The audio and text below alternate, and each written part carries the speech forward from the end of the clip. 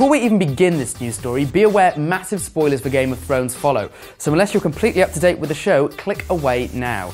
Those of you who haven't read the Game of Thrones books most likely aren't familiar with the name Lady Stoneheart.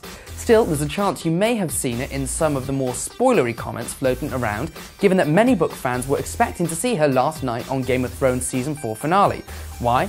Well, because she appears for the first time at the very end of the third book, A Storm of Swords, which is the book that finally closed out after 2 seasons in last night's episode.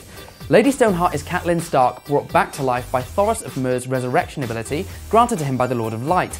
According to director Alex Graves, writers D.B. Weiss and David Benioff never planned to have the character feature in this series at all. She was never going to be a part of it, Graves told Vulture.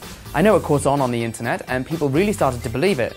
I think the bottom line is that there was so much going on, at least from where I stood, that it wasn't something you could get into. Because, you know, when you get into taking Michelle Fairley, one of the greatest actresses around, and making her a zombie who doesn't speak and goes around killing people, what's the best way to integrate that into the show? Now, while Graves suggested Stoneheart could appear in future seasons, apparently nothing is confirmed. With Beric and Thoros having been established back in Season 3, however, surely the intention is to introduce Lady Stoneheart at some stage in the future.